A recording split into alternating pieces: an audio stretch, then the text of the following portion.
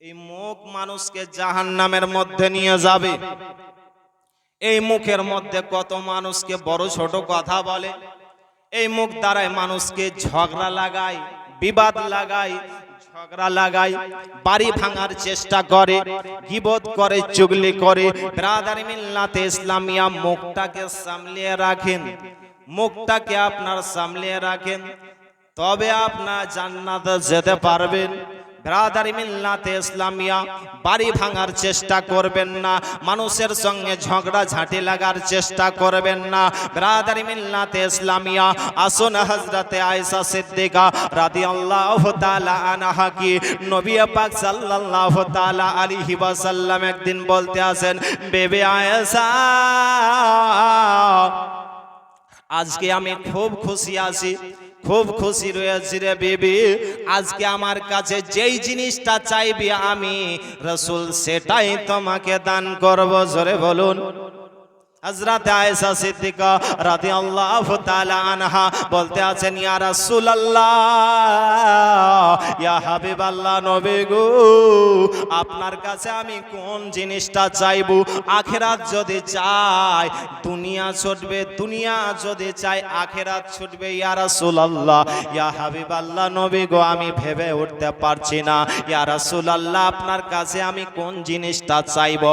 ইয়া রাসূলুল্লাহ, ইয়া হাবিবাল্লাহ, নবী গো, আপনি যদি অনুমতি দেন তাহলে আপনার প্রিয় সাহাবী আমার আব্বা জান আবু বকর সিদ্দিক রাদিয়াল্লাহু তাআলা আনহুকে আমি এক কথা জিজ্ঞাসা করে আসি। নবী আমার অনুমতি দিলেন। হযরত আয়েশা সিদ্দিকা রাদিয়াল্লাহু তাআলা আনহা বাবা করে আব্বা জানের কাছে এসে হাজির হয়ে গেছেন। বলেন, আব্বা গো, আমার নবী আমাকে বলেছে, বেবিরে আজকে আমি খুশি রয়েছি, আজকে আমার কাছে যেই জিনিসটা চাইবে আমি রাসূল সেই জিনিসটা আমি তোমাকে দেব। আব্বা গো, আমি ভেবে উঠতে পারছি না আমি নবীর কাছে কোন জিনিসটা চাইবো। আখিরাত যদি চাই তাহলে দুনিয়া ছুটবে, দুনিয়া যদি চাই আখিরাত ছুটবে। আব্বা গো, আমি ভেবে উঠতে পারছি না আমি নবীর কাছে কোন জিনিসটা চাইবো। আব্বা গো, আপনি একটু দয়া করে বলে দেন। আবু বকর সিদ্দিক রাদিয়াল্লাহু তাআলা আনহু বলতে আছেন, বেটি আয়েশা, তুমি এই কথাটা একবার নবীকে জিজ্ঞাসা করবেন। নবী মেরাজে গিয়েছিলেন, আল্লাহর সঙ্গে অনেক কথোপকথন হয়েছে। ওই আল্লাহর সঙ্গে অনেক কথার মধ্য থেকে একটা কথা বেটি তুমি জিজ্ঞাসা করবে। জোরে বলুন। একটা কথা তুমি জিজ্ঞাসা করবে। নবী যখন বলবে রে বেটি, তখন আবার খবরটা আমাকে দিয়ে যেও। এই কথা শোনার পরে হযরত আয়েশা সিদ্দিকা বাবা করে নবীর কাছে এসে হাজির হয়ে গেলেন। বলেন, ইয়া রাসূলুল্লাহ, ইয়া হাবিবাল্লাহ, নবী গো, আপনি মেরাজে গিয়েছিলেন, আল্লাহর সঙ্গে অনেক কথোপকথন হয়েছে। ইয়া রাসূলুল্লাহ, ইয়া হাবিবাল্লাহ, নবী গো, আমি ধন দৌলত চাই না, আমি বাড়ি ঘর চাই না। ইয়া রাসূলুল্লাহ, ইয়া হাবিবাল্লাহ, নবী গো, আল্লাহর সঙ্গে অনেক কথোপকথন হয়েছে। ওই কথার মধ্য থেকে একটা কথা আপনি আমাকে বলে দিন। নবী আমার বলে, আয়েশা, তুমি এটাই জানতে চাও?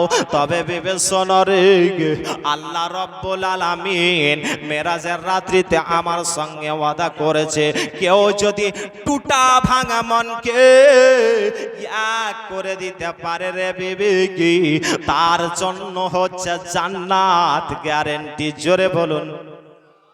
কেউ যদি টুটা ভাঙা মনকে এক করে দিতে পারে তার জন্য হচ্ছে জান্নাত গ্যারান্টি। এই কথা শোনার পরে আয়েশা সিদ্দিকা রাদিয়াল্লাহু তাআলা আনহা বলতে আছেন, ইয়া রাসূলুল্লাহ, আপনি অনুমতি দেন আমার আব্বাকে এই খবরটা একবার আমি দিয়ে আসব। নবী আমার অনুমতি দিলেন। হযরত আয়েশা সিদ্দিকা রাদিয়াল্লাহু তাআলা আনহা জানত আপনার চলে গেলেন আব্বা জানের কাছে। আব্বা জানের কাছে আসার পরে বলতে আছেন, আব্বা গো, গো আমার নবী এই কথাটা বলেছেন যে আল্লাহ নবীকে বলেছেন যে দুনিয়াতে কেউ টুটা ভাঙা মনকে এক করে দিতে পারলে তার জন্য হচ্ছে জান্নাত গ্যারান্টি। জোরে বলো। এই কথা শোনার পরে আবু বকর সিদ্দিক ওয়াজর নয়নে যেন কন্দন করতে আসেন গো। হযরতে আয়েশা সিদ্দিকা বলতে আছেন আব্বা গো এই খুশির খবর শুনে কেন আপনি কন্দন করতে আছেন? আবু বকর সিদ্দিক বলতে আছেন বেটির তুমি একটা দিক ভেবেছো অপর দিক ভাবনি।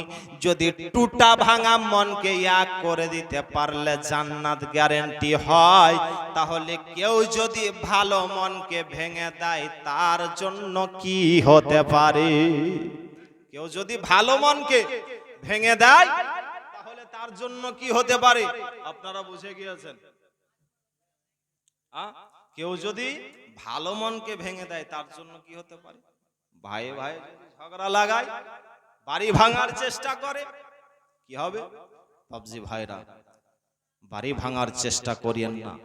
যদি ঝগড়া লেগে থাকে তাহলে ঝগড়াটা মিটিয়ে দেওয়ার চেষ্টা করেন, কথাবার্তা বলে না, তার সঙ্গে মিলিয়ে দেওয়ার চেষ্টা করেন। কেউ যদি মিলিয়ে দিতে পারে তার জন্য হচ্ছে জান্নাত। জোরে বলুন সুবহানাল্লাহ। তো নবী পাক সাল্লাল্লাহু তাআলা আলাইহি ওয়াসাল্লাম বললেন যে এই মুখ মানুষকে জাহান্নামের মধ্যে নিয়ে যাবে, তাহলে আমাদের মুখটাকে কন্ট্রোলে রাখতে হবে। 2 নাম্বার, নবী পাক সাল্লাল্লাহু তাআলা আলাইহি ওয়াসাল্লাম বলেন